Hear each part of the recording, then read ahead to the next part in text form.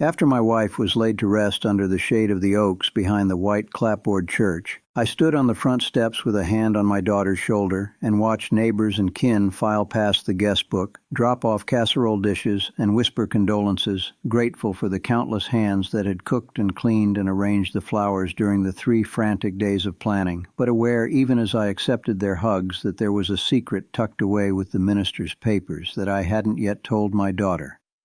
The service itself felt like a mixture of wedding reception and homecoming, because in our part of Alabama, funerals are really extended gatherings where the whole community shows up with coolers of sweet tea and plates piled high with ham biscuits and fried chicken, where a logistics-minded aunt manages to coordinate who brings what and when to refill the ice buckets, and where the meal that follows the graveside prayers can last all afternoon as grief and laughter mingle. So the familiar ritual comforted me, even as it underscored the weight of everything I was about to shoulder alone. When the last car pulled away and the folding chairs were stacked in the fellowship hall, I walked back into our quiet farmhouse, past the guest book filled with names I half recognized, and notes from the Chick-fil-A servers who had befriended my wife when she still made breakfast runs with me, and I sat at the table where we had eaten hundreds of family dinners, and stared at the thick envelope our lawyer had given me that morning with my wife's handwriting on the front, feeling the exhaustion of long nights in hospice and the surreal sense that I was sitting in someone else's life. Opening that envelope opened a floodgate of memories, because tucked among the notarized pages was a personal letter in which my wife reminded me of the promises we'd made decades earlier, when we were young newlyweds working 2 jobs to build a future on our patch of land, and she confessed that the small property she had inherited from her aunt near the river had recently been transferred solely to my name, so that I would have a place to retreat to and decide what to do with it without outside pressure, which meant my daughter didn't know that her mother had left a second house entirely to me. To understand why that revelation hit me so hard, you'd have to know about the life we built together. She was a teacher at the local elementary school, and I raised soybeans and corn on rolling acres of black belt loam, taking advantage of the humid subtropical climate that blesses Alabama with long growing seasons of more than 210 days and average rainfall between 50 and 60 inches a year, which means we could double crop peanuts after cotton and rely on natural irrigation instead of expensive systems, and we learned early on how to stretch a dollar by canning vegetables and repairing our own tractors. Our daughter came along a few years after we bought our farmhouse, and we raised her surrounded by fields, church suppers, and the rhythms of planting and harvest. She played in mud puddles as the summer thunderstorms rolled through, rode the tailgate to feed cows on the sandy soil pastures that aren't as rich as the Black Belt, but still support livestock thanks to the diverse soils in Alabama, and she learned to drive by the time she was 12 on the red dirt roads that lead from our place to town, but she was always more interested in books and city life than in rows of soybeans. By the time she went off to college in Birmingham, our farm had weathered droughts and bumper crops alike because the microclimates across our state mean that a farmer can lose his corn to too much rain in June and still grow pecans in the lowlands or apples in the foothills of the north. And we'd expanded into a small trucking business hauling timber from the upland pine stands that thrive in well-drained soils, so that when my wife's aunt passed and left her a modest brick house near Montgomery, we saw it as a blessing, but not something we needed to talk about with our daughter right away. Life has a way of narrowing your focus to what's in front of you.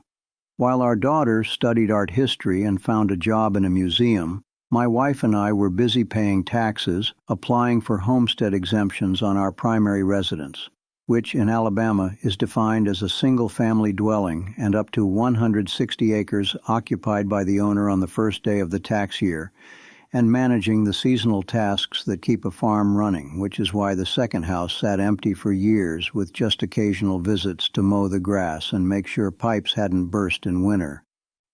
Then came the summer. My wife's health began to fail.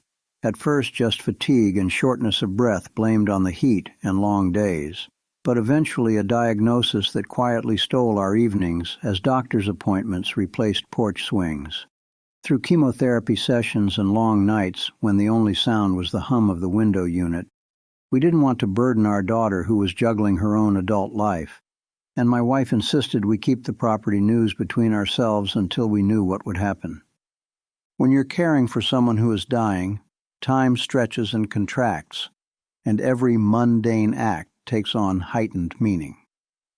I can still recall how she insisted on baking a sweet potato pie for the church potluck, even though her hands shook, and how she took my calloused hand and said she didn't want us arguing with our daughter over property while we should be supporting each other.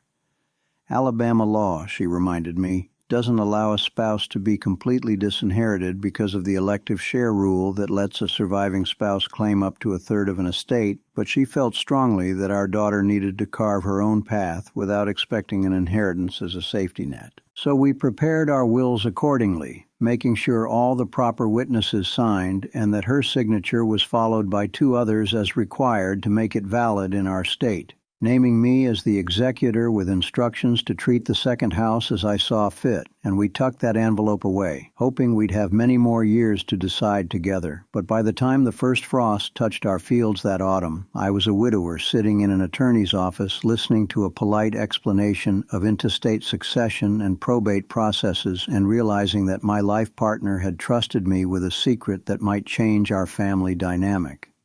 The lawyer reminded me that if my wife had died without a will, the state would have stepped in to determine who got what, with me receiving the first $50,000 of her estate and half of the remaining balance if all our children were from our marriage, and our daughter sharing the rest, but because she had a valid will, the property distribution followed her wishes.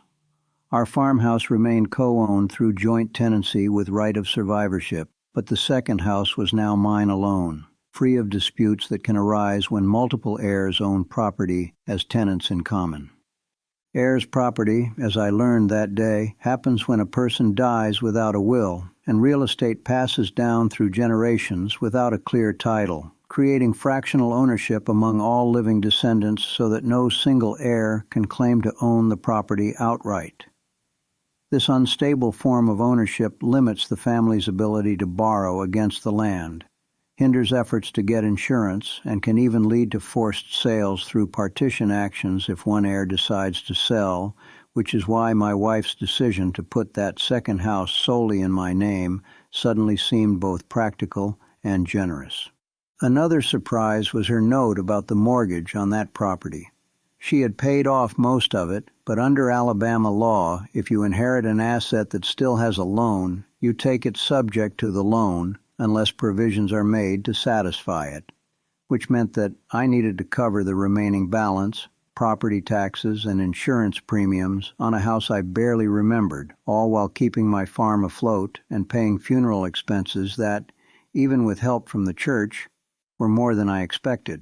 I sat at our kitchen table late into the night, listing pros and cons on a yellow legal pad. On one hand, telling my daughter about the house might make her feel trusted and included, and she could help me decide what to do with it. On the other hand, she lived in an expensive city with rent to pay, and I worried that she or her boyfriend at the time might see the house as an immediate source of cash, or a vacation home without understanding the obligations that came with ownership, not to mention the property tax classification differences between primary residences and second homes. In Alabama, you only get the homestead exemption on the house you occupy as your principal residence, which reduces the assessed value for property tax purposes, while second homes fall under a different class and are taxed at a higher rate, so this second house would never be as cheap to carry as our farmhouse. For a 60-something farmer facing hospital bills, that mattered, and my pencil hovered over the paper as I imagined telling my daughter about a house that might become a financial burden if she insisted on keeping it but didn't want to live there. What finally tipped my decision toward keeping quiet was the memory of how our daughter had reacted when we sold an old tractor without telling her. She'd accused us of not valuing her opinion even though she hadn't been interested in farming for years, and the argument had left my wife in tears. I didn't want our first major conversation after the funeral to be about property and money, so I decided I'd take a few months to assess the second house, pay off any debts, and see how I felt before bringing her into the loop.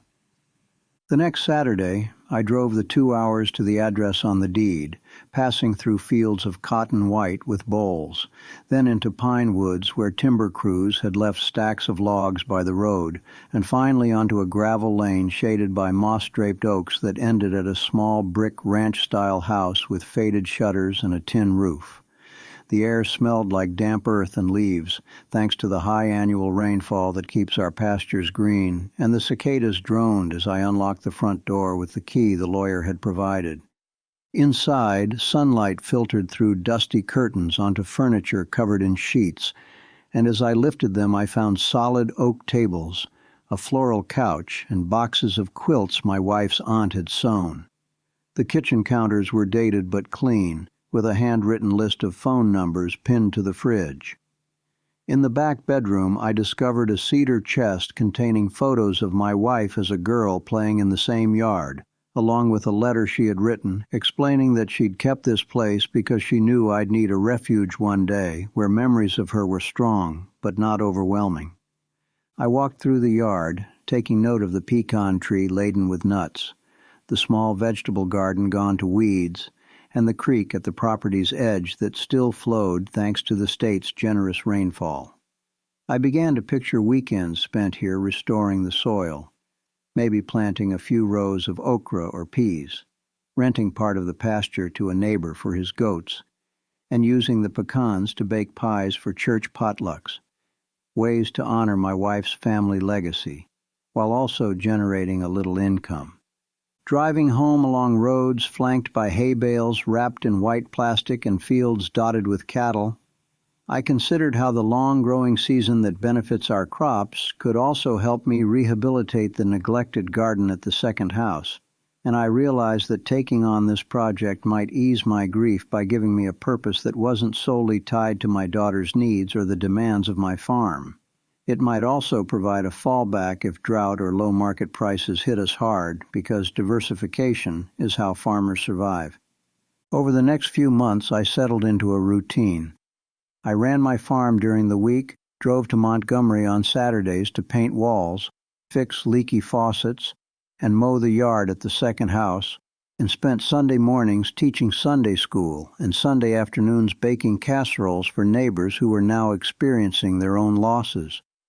I kept detailed records of expenses and income, tracked the property taxes coming due, and learned more about estate planning than I ever thought I'd need, including the fact that paying property taxes or maintaining a place doesn't increase your legal share if it were heirs' property, which reinforced my decision to keep the title solely in my name for now. My daughter called often during that time, but our conversations were about her job, her friends, and occasionally her memories of her mother, not about money. She missed home, she said, but she also loved the energy of the city and the art exhibits she curated, and I listened with pride and sadness as she built a life that looked so different from the one her parents had chosen, because that had always been our goal, to give her the freedom to explore beyond the county lines and to know that the farm would always be here when she needed it. One weekend in early spring, when the azaleas were in full bloom and the fields were being prepared for planting, I visited the second house with a friend who was a carpenter. We decided to replace the sagging back steps, and as we worked, he asked whether I planned to tell my daughter about this place. I admitted I hadn't yet decided, and he nodded, saying he understood that family land can create as many problems as it solves, because when property passes to multiple heirs without a clear plan, everyone has a say. And even if one heir pays the taxes or lives there, the others still have equal rights under the law. He told me stories of families torn apart by disputes over small plots of land, where cousins who lived out of state sold their fractional interest to speculators who then forced a sale through a partition action, leaving the family with little to show for generations of work. He mentioned how he'd watched one widow lose her homestead because the title was tangled and she couldn't prove ownership. And I thought about my wife's insistence on clear titles and realized again how her foresight was protecting us from potential pain. As spring turned to summer and the long days allowed me to work late into the evening, I began to harvest more than just pecans. I made the decision to rent the second house to a young couple looking for affordable housing while they saved for their own place, which provided me with a steady income that I quietly deposited into a savings account earmarked for my daughter's future. That extra money paid for repairs on my farm equipment, but it also covered unexpected medical bills when I slipped and broke my wrist, and I silently thanked my wife for the cushion she had created. Meanwhile, our daughter met someone special and started talking about marriage, which filled me with both joy and a protective anxiety. I invited them to the farm for the 4th of July, where we grilled burgers and watched fireworks over the soybean fields. And while we sat on the porch drinking sweet tea, my future son-in-law asked casual questions about our assets and whether the farm would someday pass to my daughter alone or be sold. I dodged politely, explaining that Alabama law typically divides property between a spouse and children if there's no will, but that we had a will in place. My wife's voice rang in my ears, urging me to wait before disclosing the second house, because this man was still a stranger and I didn't know his intentions. He seemed kind enough, but when he mentioned that his job in real estate made him aware of rising property values near Montgomery, I felt a chill, and I was glad I hadn't told him about the brick house by the creek. Over the years, I had seen people look at farmland not as a legacy, but as an investment to flip, and I wasn't ready to open that door. The wedding planning mirrored the chaos and community of a Southern funeral in many ways. There was again a logistics operator, this time my sister instead of Aunt Patty, who coordinated flowers, seating charts, and potluck assignments. There were casseroles, deviled eggs, and enough fried chicken to feed an army. There were guest lists and registries and well-wishers I barely knew, but there was also underlying tension because I chose to fund most of the celebration from the rent money without explaining the source. My daughter assumed it came from my savings, and I let her believe that because revealing the truth right then would have cast a shadow on her big day. As their married life began, I continued to maintain the farm and manage the second house, watching cotton prices fluctuate, praying for timely rain, and celebrating the births of my 2 grandchildren. When our daughter's marriage hit rough patches due to financial strain and job instability, I quietly sent checks to cover daycare and car repairs, telling her I had set aside money years before to help her when she needed it.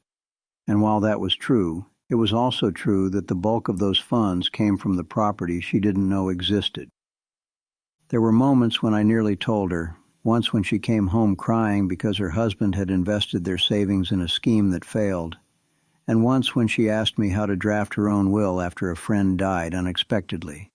Both times I opened my mouth and then closed it, remembering that under Alabama law, once you leave property to multiple heirs, you create heirs property unless you specify otherwise, and I hadn't yet decided how to ensure the second house wouldn't become a burden or a source of conflict for my grandchildren. Over the years, the farm saw floods and droughts. One season, a tropical storm soaked the fields for days. But thanks to our state's abundant rainfall and generally mild climate, I salvaged enough of the crop to pay the mortgage, while the timber tract on the second property provided a small windfall when I sold some trees to a local mill. I reinvested that money into repairs on my combine and improvements to the Montgomery house, installing a new roof and updating the plumbing, all without drawing attention to my daughter, who assumed my frugality alone allowed me such flexibility. Then, almost a decade after my wife died, a tornado touched down near our farm, ripping roofs off barns and flattening a section of our hayfield.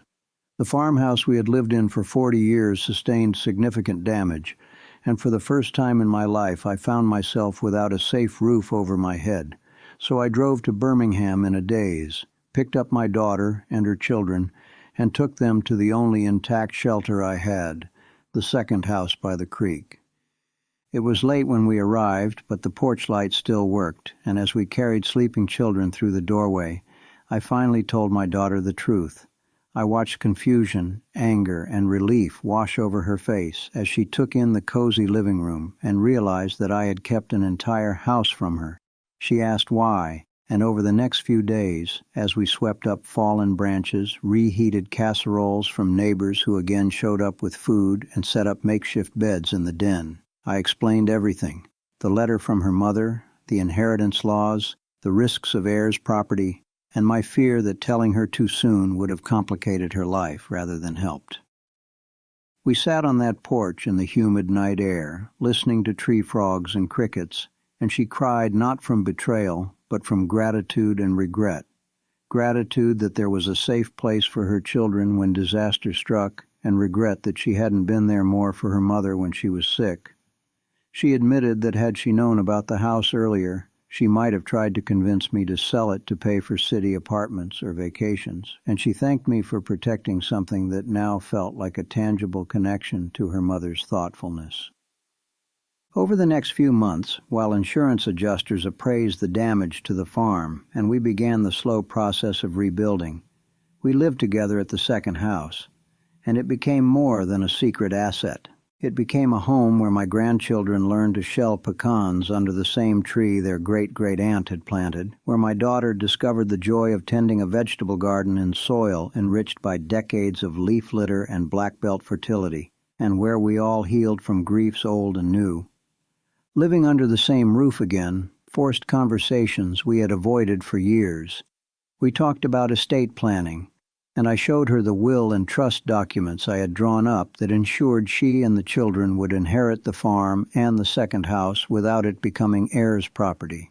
We read Alabama statutes together, learning that if I died without a will and didn't own the house jointly with her, she and the grandchildren would co-own it as tenants in common, and any one of them could sell their share or force a sale. So I explained why I had established a trust to avoid that future. We also discussed the elective share rule that prevents disinheriting a spouse, and she was shocked to learn that had her mother omitted me from her will entirely, I could have claimed a third of the estate anyway. We reviewed the clause about the homestead exemption, and I explained that our farmhouse had always been taxed at a lower rate because it was our primary residence, while this second house would always be taxed as a second home unless one of us lived here permanently, which influenced my decision to rent it out rather than leave it empty. Those conversations were hard but healing. They turned the second house from a secret I carried alone into a shared responsibility that bonded us. Together we decided to keep it as a family retreat and rental property, using the income for maintenance and as an education fund for the children. And we filed updated deeds and trust documents that specified how the property would pass to them without fragmenting ownership or creating heirs' property. For the first time since my wife died, I felt the heavy weight of the secret lift, replaced by a sense of pride that we had honored her wishes and protected our family's future. Looking back now, I can say without hesitation that I am glad I kept quiet when I first learned of the second house. The decision to delay disclosure gave me the time and clarity to pay off the loan, make necessary repairs, and educate myself about Alabama's property laws so I could make informed choices. It allowed me to use the income to quietly support my daughter during lean years without embarrassing her or making her feel dependent, and it prevented a potential son-in-law from seeing the property as a quick windfall. It also shielded the house from becoming part of a contentious divorce settlement when my daughter's marriage eventually ended. Because I still held the property in my name and hadn't commingled it with marital assets, it was considered separate property and not subject to division, which meant she didn't have to fight her ex-husband for it. If I had put her name on the deed before that, the house could have been dragged into court, and the family connection to that land might have been severed. There were times when keeping the secret felt like carrying a load of bricks, especially when my daughter struggled financially or emotionally, and I longed to tell her there was a safety net.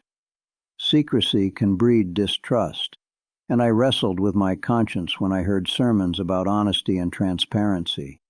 But I believed, and still believe, that protecting her from the temptation to view the house as an easy solution preserved its value and purpose for a time when it was truly needed. In the years since the tornado, the second house has become a gathering place for birthdays, Thanksgiving dinners, and long weekends. My grandchildren know it as Nana's house, even though Nana never lived there, and they run barefoot through the yard catching fireflies just as their mother once did.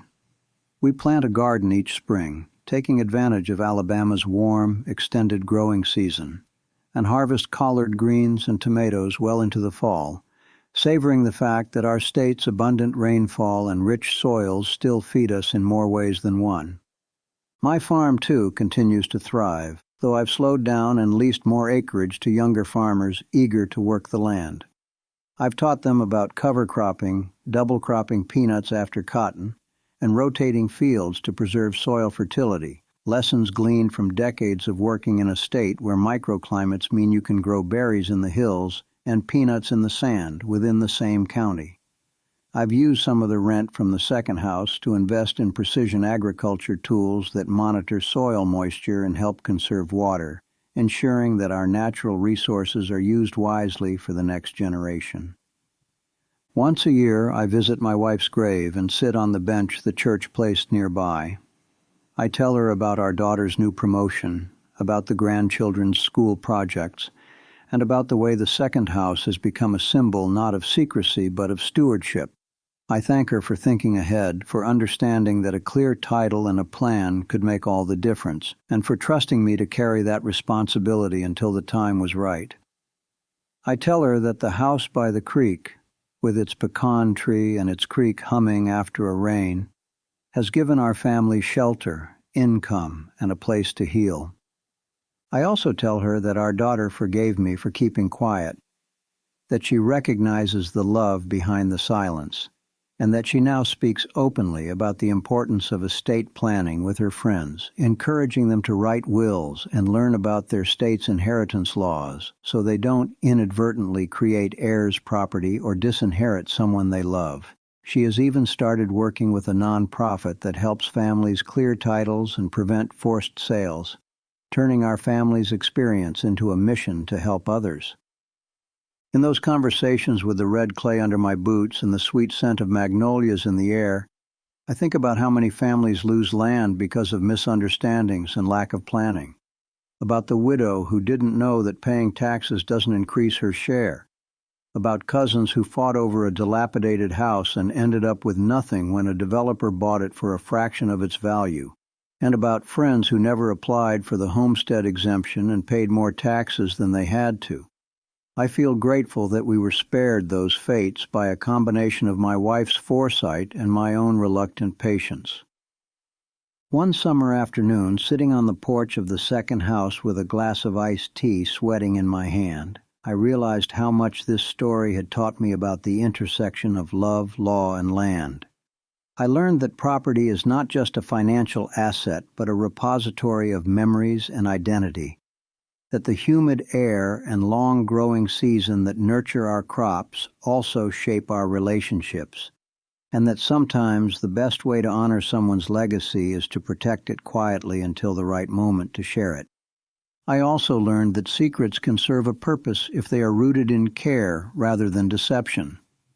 My silence wasn't about greed or control, but about following my wife's wishes and ensuring that the property she entrusted to me wouldn't be squandered or lost to legal confusion. And when the moment came to reveal the secret, it strengthened rather than damaged our family bond, because the groundwork had been laid for understanding and protection. In telling our story now, I hope others can take away practical lessons. That if you own property in Alabama, you should draft a will and have it witnessed properly so that your estate doesn't default to intestate succession. That if you want to leave land to multiple children, consider placing it in a trust to avoid heirs' property that can tie up title and hinder its use. That if you're married, you can't completely disinherit your spouse because of elective share laws, and it may be wiser to discuss your plans openly while you're alive. I also hope readers appreciate the subtle wisdom of Southern rituals, the way a community can pull together to organize a funeral in 3 days, feed hundreds of people with casseroles and corn grits, and provide the emotional scaffolding that holds a grieving family together. The way stories told over deviled eggs and ham biscuits can teach younger generations about resilience and grace. The way a guest book filled with names of neighbors and former Chick-fil-A servers becomes a treasure when memory fades, When I see my grandchildren chase butterflies through the tall grass by the creek or help me sort peanuts we've grown in the sandy soil of the second house, I'm reminded that our family's story is intimately tied to this land, to the climate that gives us long growing seasons and abundant rain, to the microclimates that let us grow pecans in one county and apples in another, and to the legal structures that determine who will harvest those crops in the future. Land may seem like dirt, but it is also history and hope. As the years roll on, I plan to continue stewarding both the farm and the second house, until the day comes when my hands are too shaky to tighten a bolt or shell a pecan. Then I will hand the keys and the knowledge to my daughter and grandchildren, confident that the trust we set up will keep the property intact and that they understand why their mother's mother left us such a gift. They will know that property can be both a blessing and a burden, and that respect for the land and for each other is what turns it into a legacy. By then, perhaps the second house will have weathered another generation of storms, hosted dozens more Thanksgiving dinners and fish fries, and provided shelter to family and neighbors when the unexpected happens, just as it did after the tornado. Perhaps it will have funded college tuition and medical bills, or been the site of a small wedding under the pecan tree. Perhaps when my grandchildren are grown, they will sit on that same porch with their own children and tell them the story of how their great-grandmother quietly protected them long before they were born. Whatever happens, I will always be grateful for the path my wife set in motion. She understood that life in Alabama, with its rich soils, unpredictable weather, generous neighbors, and complex property laws, requires both planning and faith. She trusted me to balance those things and to know when to speak and when to hold my tongue. I miss her every day, but I feel her presence most strongly when the creek behind the second house is swollen after a summer thunderstorm, the air smells of wet earth, and my grandchildren laugh on the porch swing she never got to sit on. And so my story ends where it began, with a small house in Alabama, a funeral that felt like a wedding, a secret held in a yellowed envelope, and a family that was stronger for having navigated grief and inheritance together. I didn't tell my daughter about the second house until the moment was right, and I'm glad I kept quiet, because in that silence grew wisdom, stewardship, and a legacy that will outlast all of us. When I rewind my mind to those earliest days with my wife, I can see the two of us standing in an empty field after signing the papers for our farm, her hair whipping in the wind that carried the scent of freshly turned earth, and our truck loaded with hand-me-down furniture rattling behind us. And I remember how we hammered nails into a tiny wooden frame that would one day become our bedroom, laughing when we bent them crooked and marveling at the idea that we were literally building our future board by board in the red clay that had nourished generations before us. Our first winter in that drafty house, we shared a single kerosene heater and spent long nights under quilts handed down from my grandmother, telling stories to one another about our childhoods, hers full of books and piano lessons, mine of tractor rides and cotton fields. And we learned that love is something you feed with small acts like splitting kindling or listening to each other's fears about frost killing the seedlings. And those conversations would become the foundation that later allowed us to navigate sickness, grief, and secrets. When our daughter was born, the farmhouse walls echoed with her cries, and then with her laughter as she toddled around chasing our hound dog between rows of mason jars filled with preserves. We took her to the county fair where she clapped wildly at the pig races and reached chubby hands toward the Ferris wheel lights. And on the drive home, we sang along to the radio while she drifted to sleep in her mother's arms, the sound of summer crickets and faraway thunder from a July storm mixing with our voices. As she grew, we watched her trade mud pies for paintbrushes and the feed store for art museums. She spent afternoons reading under a pecan tree while the humidity pressed down like a warm blanket, and we marveled at the fact that our child, who could recite the names of Impressionist painters before she could spell her own, was being shaped both by the rich soil of Alabama and by the wider world of ideas she discovered in books we hauled home from the library. My wife's Aunt Loretta, who had left us the second house, had a life story that was its own testament to resilience. Born during the Depression, she worked as a seamstress and saved every penny, bought a little house by the river when land was cheap, and while she never married, she took nieces and nephews on summer picnics, taught them how to skip stones and identify bird calls, and told us stories of times when the river flooded and the community pulled together to lay sandbags and share coffee brewed over campfires.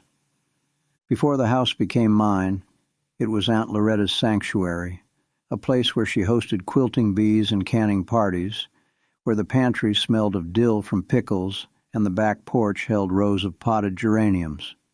She loved to sit on the swing and watch lightning bugs dance over the creek while crickets chirped, and she often said that a house wasn't about square footage but about who felt welcome inside, which is why she kept her door open to traveling preachers, lost dogs, and any child who needed a place to read quietly. I remember visiting that house as a boy, pressing my forehead against the cool glass of the kitchen window to see inside when no one answered the door.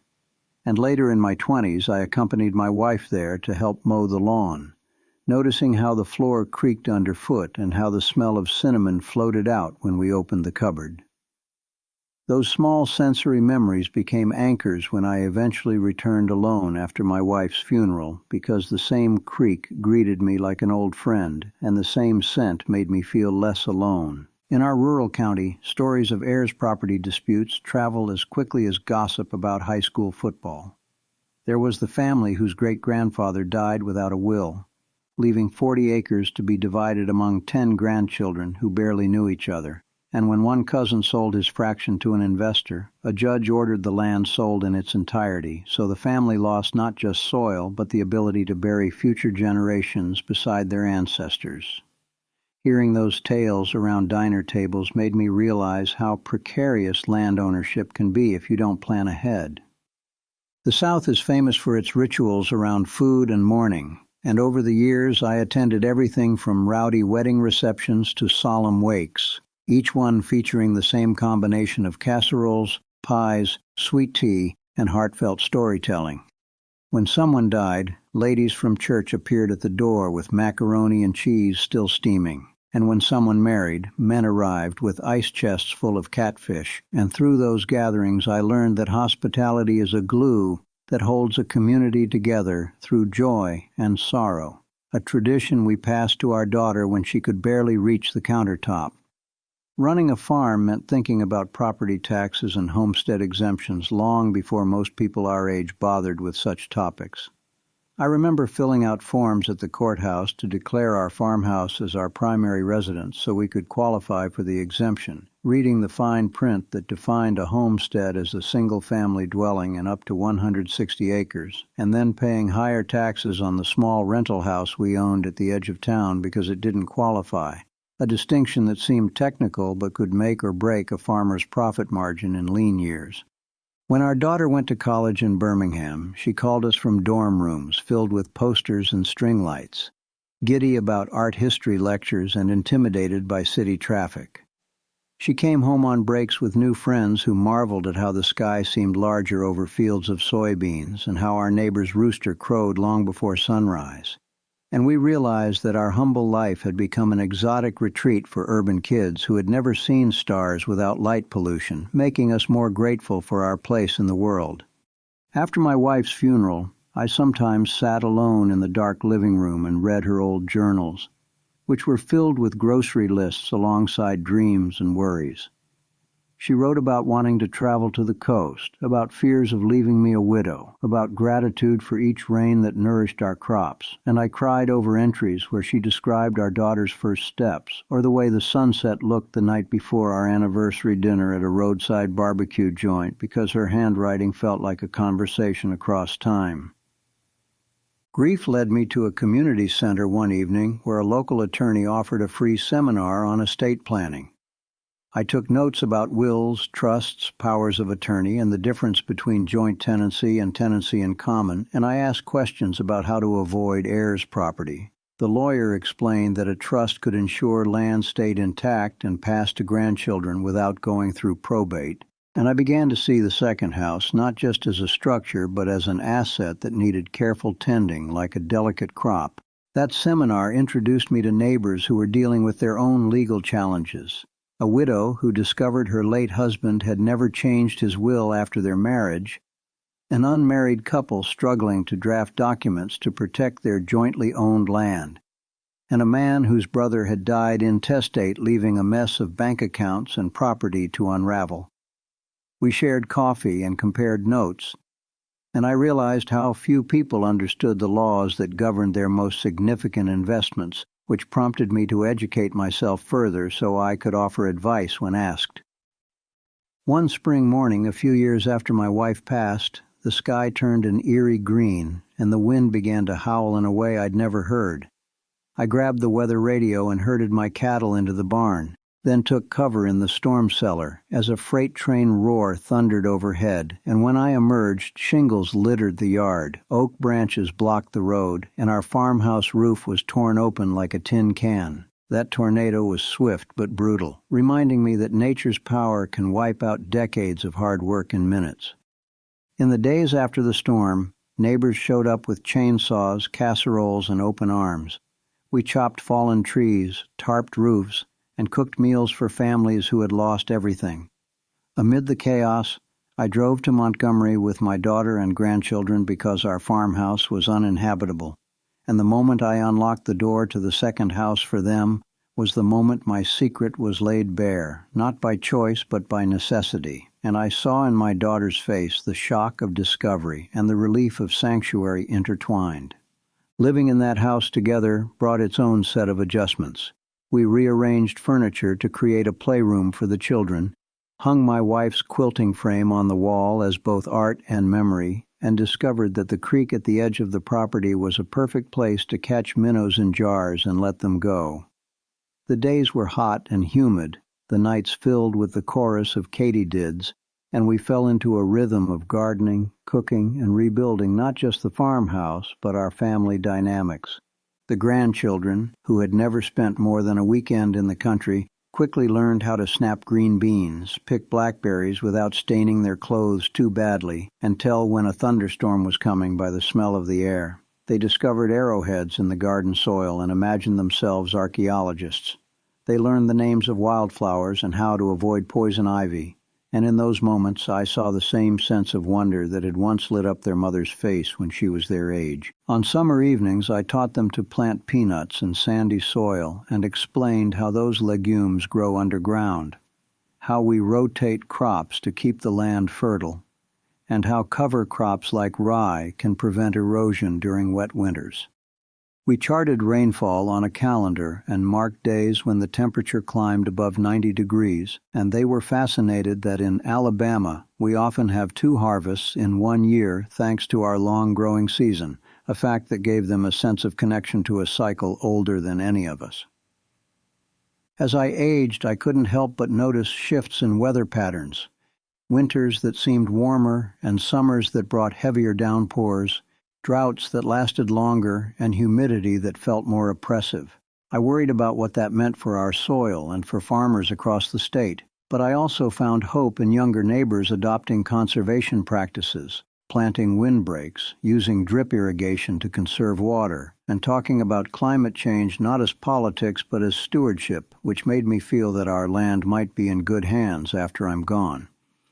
My daughter, inspired by our experience and by the stories of families we had encountered, began volunteering with a legal aid clinic that focused on helping low-income homeowners clear title to their property. She took classes, learned to read deeds, and spent weekends driving to rural counties to meet elders who still kept important papers in cigar boxes under beds.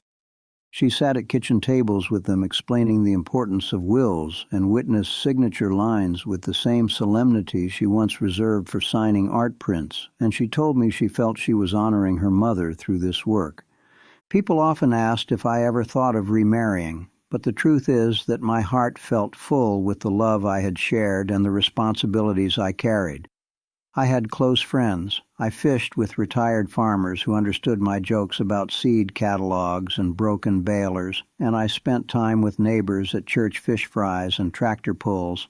Companionship came in many forms, and while I never again lived with a partner, I never felt alone because the land and community provided a constant sense of belonging. One rainy afternoon, while sorting through boxes in the attic of the second house, I found a bundle of letters tied with twine, written by Aunt Loretta to her sister, my wife's mother, during the 1950s.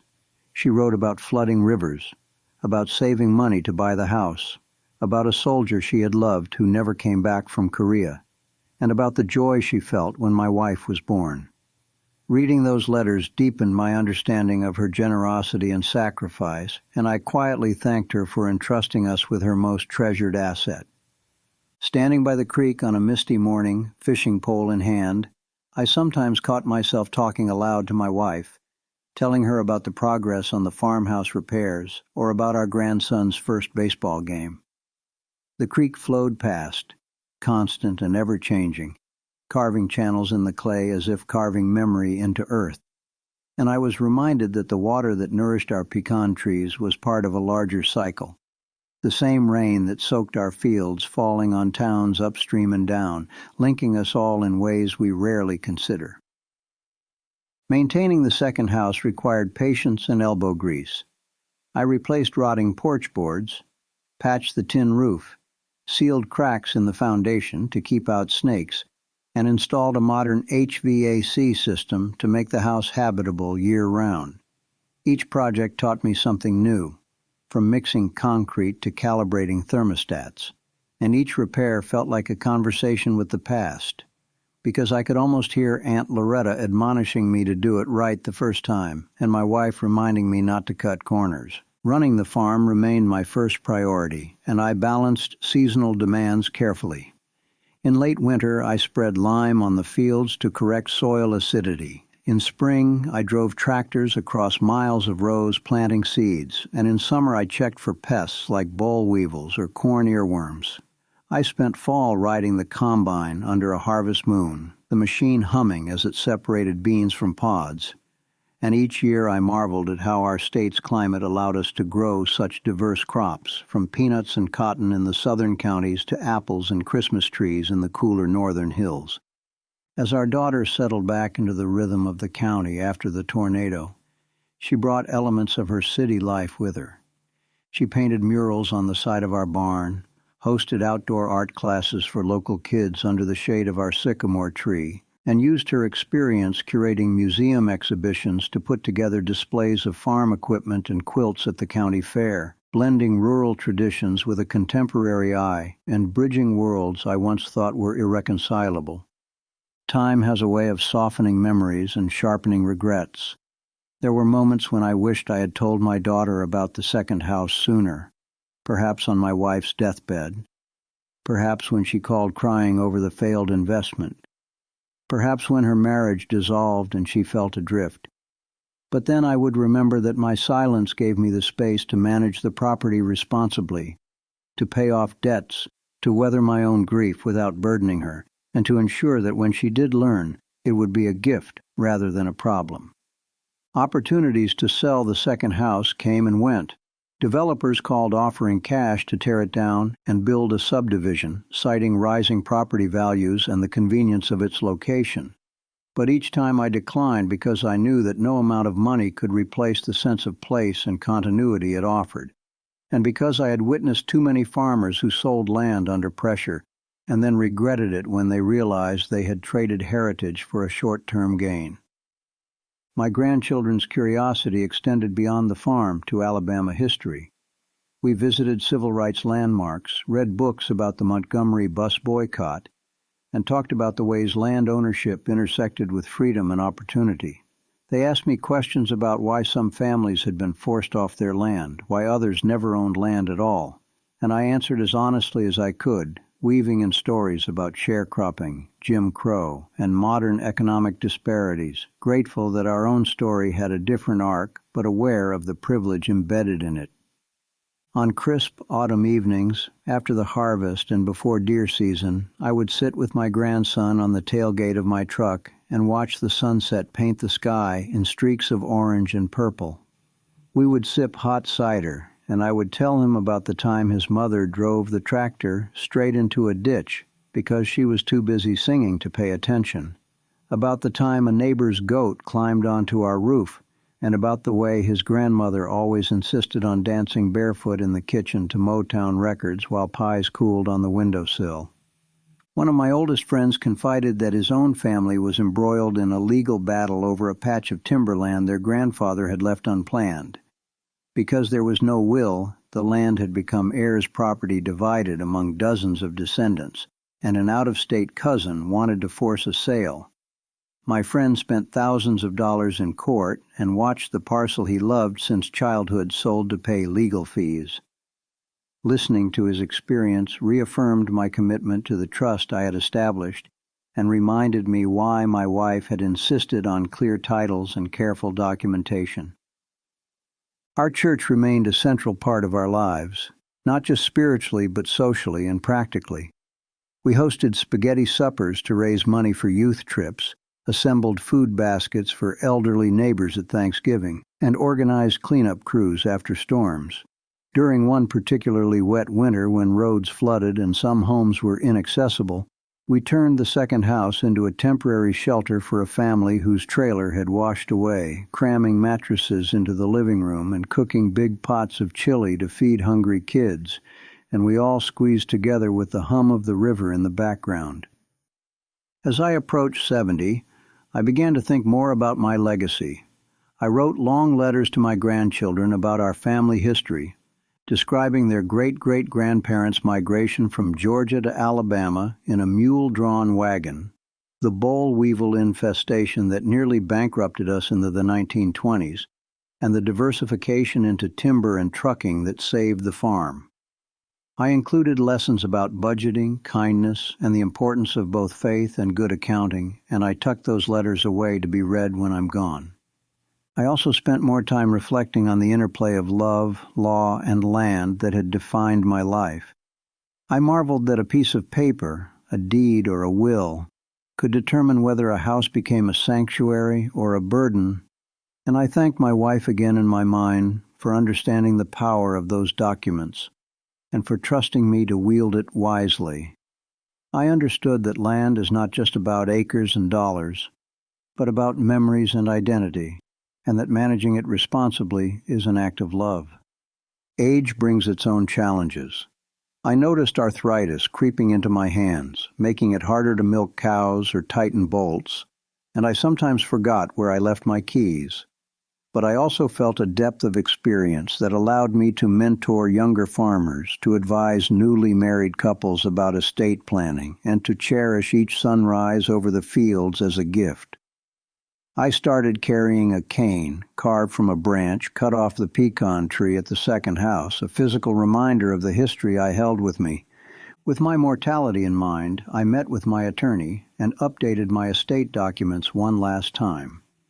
The trust would pass the farm and the second house to my daughter and grandchildren with clear instructions about who manages what. The bank accounts were aligned to avoid probate, and my burial instructions were written down. Nothing fancy, just a simple pine box and a potluck after with fried chicken and my wife's sweet potato pie recipe.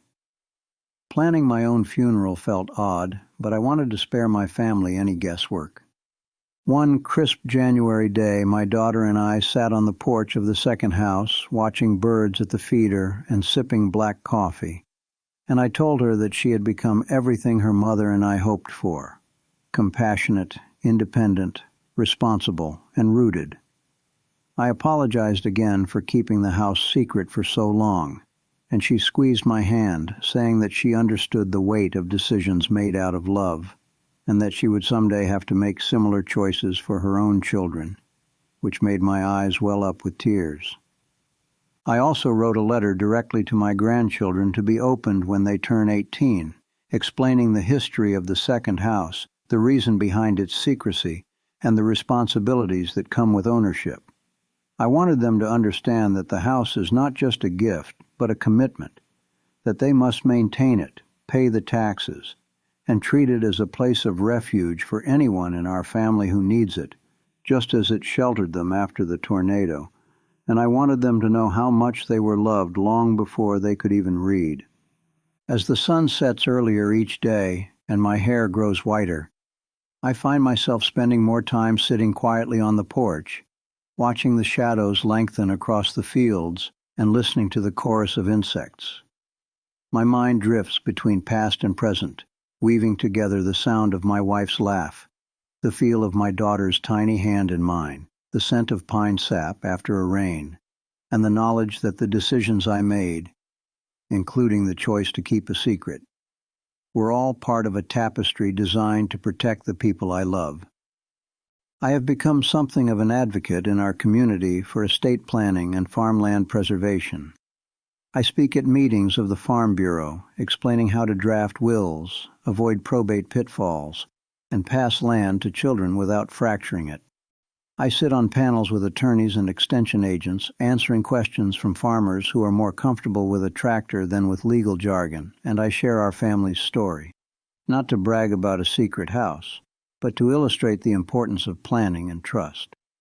Sometimes, when the humidity breaks and a cool breeze sweeps through the pecan leaves, I close my eyes and remember the day I and my wife carried our first load of lumber to the site where we would build our farmhouse. I remember the smell of sawdust and her determination as she measured boards, the chorus of cicadas, and the call of a hawk overhead. And I feel a sense of completion, knowing that the circle we started drawing together has nearly closed, with our daughter and grandchildren holding the other end of the line. The Alabama climate that once dictated our planting schedule continues to shape my days even in retirement. I still check rain gauges, still watch for frost warnings, still feel my spirits lift when the first shoots of spring emerge after a wet winter. I understand the rhythms of our land intimately, how the soil retains moisture after a week of showers, how the leaves of corn curl when they're thirsty, how the smell of honeysuckle signals summer's arrival. And these rhythms are mirrored in the cycles of grief, healing, secrecy, and revelation that have played out in my family. When I drive past fields where cotton used to grow but now house subdivisions, I feel both sorrow and relief. Sorrow for the loss of farmland that once fed communities, relief that we managed to protect our piece of earth. I hope that others will learn from our example and hold on to their land through careful planning and patient stewardship, resisting the pressure to sell when cash looks tempting, but the long-term cost is invisible. In the end, the second house stands as a symbol of both the fragility and the strength of family ties. Fragile because secrets can erode trust if mishandled. Strong because when revealed with honesty and care they can reinforce bonds. Fragile because property can be lost through negligence or ignorance. Strong because with knowledge and forethought it can be preserved for generations. Fragile because lives can end suddenly leaving affairs in disarray. Strong because love can inspire us to organize and protect what matters. Silence, too, has many sides. There is the silence of grief when words won't come. The silence of a house after the last guest leaves a funeral, the silence of a field under snow, and the silence I kept about the second house. I learned that silence can be a protective act, a pause before a revelation, a space where plans can mature, and I learned that breaking silence requires courage and tenderness, because the words you release will reshape relationships. Sometimes when I lay awake on summer nights listening to the rhythmic chirp of cicadas and the distant rumble of thunder over the horizon, I wonder how different our lives might have been if we had taken a vacation to the Gulf Coast like my wife always dreamed, instead of plowing more acres or replacing the barn roof. Yet I also know that the choice to prioritize the farm kept food on our table and allowed us to send our daughter to school, so the sacrifice is wrapped in both regret and gratitude.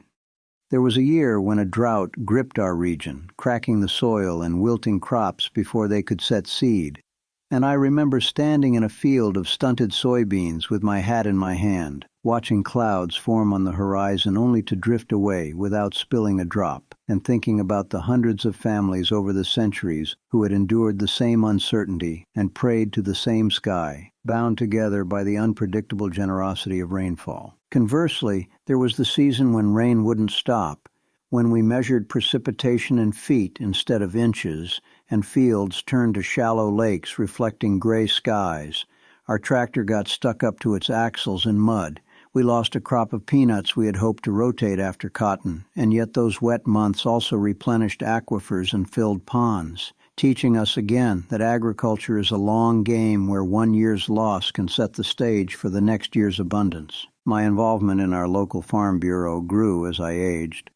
I sat in meetings where we debated property tax rates, highway maintenance, crop insurance programs, and land conservation incentives, and I realized that advocating for rural communities requires patience and persistence because policies that seem small, like changing the assessment ratio on farmland versus commercial property, can dramatically affect whether a family keeps their land or sells it. One spring I was invited to speak to the High School Future Farmers of America Club about the importance of estate planning. A dozen teenagers in blue corduroy jackets listened politely as I told them about wills and trusts, but their eyes lit up when I explained heirs' property by using a tray of brownies. Slicing it into equal pieces represented clear ownership, while crumbling it into a mess represented what happens when property is divided among descendants without a plan. They laughed at my analogy but understood the lesson, and I hoped that some of them would carry it home to their parents. Regrets come in unexpected forms. Sometimes I feel remorse for not recording my wife's stories in her own voice, for not capturing the lilt of her laugh as she told about the time she and her sisters got lost picking blackberries and were found hours later with purple tongues. I preserved her recipes on index cards, but I didn't preserve her singing. And while I can hear it in my mind, I know that future generations will only know it through my descriptions, which makes me more determined to record my own voice reading these stories for my grandchildren. Early one autumn after our daughter left for college, my wife and I took a rare weekend trip to Mobile to see the USS Alabama battleship and eat shrimp fresh from the Gulf. We strolled along Dauphin Street under Spanish moss, marveled at oak trees older than our county, and watched brown pelicans dive into the bay. We promised we would return someday with our grandchildren, but life and farming got in the way, and I think of that trip now as a glimpse into the life we might have had if circumstances were different. Our county fair was another fixture of our lives, a place where the smell of funnel cakes mingled with the sound of livestock auctions, and where my wife always won a ribbon for her peach preserves. I remember one year when a neighboring farmer's prize hog escaped its pen and trotted through the midway, scattering teenagers and tipping over trash cans, and we laughed until our sides hurt. Those simple joys, free of worry about land titles or inheritance laws, were part of the fabric of our family memory. Not all neighbor stories were light-hearted. Once a close friend of mine nearly lost his farm because a developer tricked him into signing a contract that included a clause allowing them to purchase his land for far below market value. He didn't read the fine print because he trusted the handshake deal, and it took a court case and community fundraising to free him from the contract. Witnessing that taught me to scrutinize every document and to help others avoid similar pitfalls. I spent many afternoons sitting beside my wife's grave, pulling weeds, straightening the small flag our granddaughter placed there on Memorial Day, and talking softly about what was happening at the farm. Sometimes I brought a folding chair and stayed through sunset, watching the colors shift through the trees, and I felt comforted by the ritual of tending to her resting place, much like I tended to our crops, as if care and presence could bridge the gap between life and death. As my daughter's children grew older, they began to take interest in different aspects of farm life. Our grandson loved machinery and would ride with me on the tractor for hours, asking questions about horsepower and hydraulics, while our granddaughter was fascinated by plants and kept a journal of how fast corn stalks grew under different rainfall conditions. I saw in them a mirror of the balance my wife and I had maintained, one of us grounded in the mechanical and the other in the educational, and I felt hope that they might one day choose to steward the land themselves. The second house became a place of creativity as well. My daughter turned one room into a studio where she painted landscapes of the creek at sunrise and quilts draped over fences, and she held art workshops there where farmers and their spouses discovered hidden talents with watercolor and charcoal. I could hear laughter and see bright canvases hanging from the clothesline to dry, and it struck me that this house had shifted from secrecy to community resource, fulfilling Aunt Loretta's original ethos of hospitality. There were practical challenges with owning an older second home, plumbing issues that forced us to dig up pipes in the yard, termites that required treatment, and insurance premiums that rose when storms battered nearby counties. Each problem reminded me that property isn't just about aesthetics or sentiment, but about ongoing stewardship. And it underscored why I had been hesitant to saddle my daughter with responsibilities she wasn't ready to manage while navigating her early adulthood. Our daughter's marriage taught me another lesson about the fragility of relationships and the importance of clarity. When she and her husband decided to separate, one of the first questions she asked was whether he had any claim to the farm or the second house. Because I had never added her name to the deed and had maintained it as separate property, the answer was no. And the relief on her face when she heard that reaffirmed my earlier decision, despite the guilt I sometimes carried for not telling her sooner. In recent years, I became involved with a land trust that bought conservation easements on farms to prevent them from being developed. I agreed to sell an easement on a portion of our timberland, which allowed us to continue harvesting trees sustainably while ensuring that the land would never be subdivided. The money from that easement went into the trust for my grandchildren, and I felt satisfaction knowing that the forest where our daughter once built forts would remain a forest for her grandchildren's grandchildren. The climate's effect on agriculture became more pronounced as I aged. New pests migrated north as winters warmed, hurricanes reached further inland, and we had to adapt by planting new varieties of crops, experimenting with cover crops we'd never used before, and attending workshops hosted by extension agents who spoke not just about yields, but about resilience. These changes were unsettling, but also invigorating, because they reminded me that farming is an ever-evolving art shaped by science and by listening to the land. There were also times when I walked through the second house and imagined alternative futures. What if we had sold it and traveled? What if our daughter had insisted on moving there after college? What if I had discovered my wife's letter before she died, and we had talked about it openly? Those hypothetical paths flickered like shadows on the walls. But then I would snap back to the present, where children's toys littered the living room, and the smell of cornbread baked by my daughter filled the air, grounding me in the reality we chose and created. Memory can be triggered by the smallest details. The way sunlight dappled through lace curtains at mid-morning, the taste of dew on a tomato picked while the air was still cool, the squeak of the screen door as it swung closed. Living in the second house with my daughter and grandchildren allowed me to relive those details and to see them anew through their eyes, turning ordinary mornings into something extraordinary because they were shared. Once, late at night, our granddaughter asked me why adults sometimes keep secrets. I hesitated, then told her that sometimes secrets are meant to protect rather than to deceive, to give people time to prepare or heal before sharing. I explained that I had kept the house secret because I wanted to honor her grandmother's wishes and to make sure it would be a blessing rather than a burden. And her small nod of understanding felt like forgiveness and a passing of wisdom to the next generation. At my age, politics is not something I relish, but I nonetheless wrote letters to our state legislators encouraging them to pass reforms to simplify probate and reduce barriers for families seeking to clear title to heirs' property. I explained that our state's economy depends on the health of small farms and that reducing bureaucratic hurdles would help keep land in productive hands. I attached photos of my grandchildren planting seeds and asked them to consider the children whose futures hinge on such decisions. I also began to compile a family cookbook, gathering my wife's recipes for cornbread dressing, fried green tomatoes and banana pudding, my own methods for pickling okra and curing country ham, and my daughter's creative twists on old favorites like turning collard greens into pesto. Each recipe included a note about when we first cooked it, for a church potluck, a birthday, a wake, and I imagined my grandchildren paging through it years from now, tasting our history in every bite.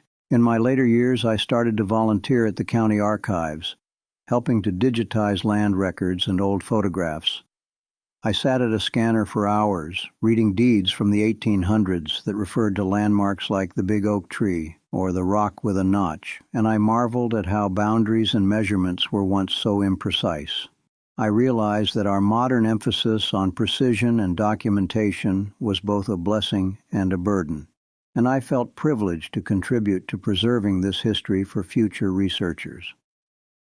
One summer, a new family moved into the house across the creek from the second house, and they had never lived in the country before. They were surprised by the chorus of frogs at night, startled by the occasional snake on the porch, and delighted by the abundance of fresh vegetables we brought them. We became friends, and I taught them how to can tomatoes while they taught me how to cook curry. And it occurred to me that land can forge friendships across cultures, serving as a common ground for learning and sharing. I often remind myself that my choices, including keeping the second house secret, were made within a specific context.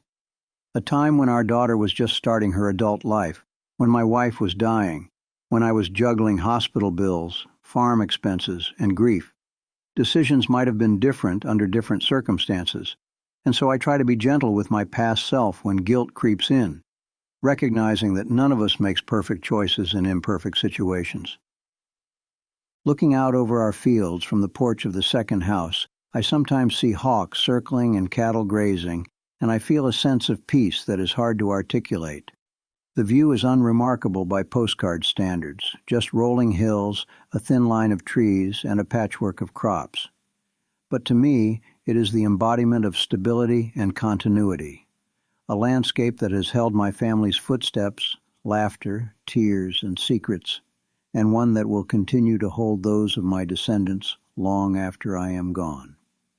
As the climate continues to change and weather extremes become more frequent, I have invested in drip irrigation lines, soil moisture sensors, and drought-tolerant seed varieties, sharing these technologies with younger farmers in the area and encouraging them to prepare for a future that may not look like the past. I visit extension workshops and learn about carbon sequestration, cover cropping with clover and vetch, and agroforestry, because even in my later years, I believe adaptation is an act of love for the land and for those who will inherit it. Sometimes in dreams my wife visits me, not as a ghost, but as the strong young woman I married standing in a field of cotton with her hands on her hips, telling me to stop fussing and to trust that things will work out. I wake with her voice in my ears and realize that those dreams are a form of conversation across time, reassuring me that the decisions we made together, including keeping the second house in my name until the right moment, were rooted in the same partnership that built our lives from scratch. In conversations with my grandchildren, I emphasize that secrets are not inherently bad, but that they carry responsibility.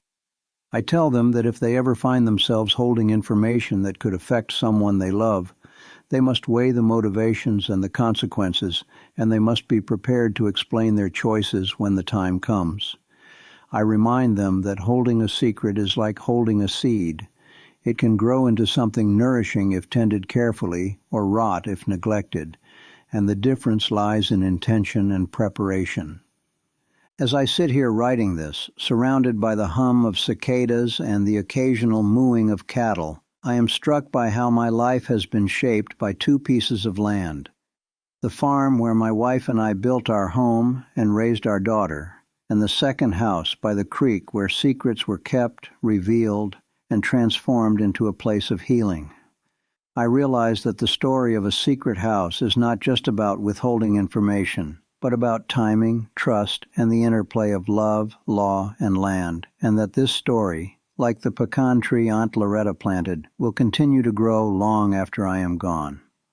When people ask me what advice I would give to someone starting out today, whether they are buying their first home, planting their first field, or planning their family's future, I tell them to listen closely, to their elders, to their land, and to their own hearts, and to remember that decisions have ripple effects that can echo through generations. I tell them to learn the laws that govern their property, to write wills even if they think they have nothing to leave, to talk openly about expectations with their loved ones, and to understand that sometimes the most loving thing you can do is to carry a secret until it blossoms into a gift. I tell them that the soil beneath our feet and the relationships we cultivate are both fragile and resilient, and that with care, patience, and faith, they can become the foundation of stories that nourish those who come after us for decades to come.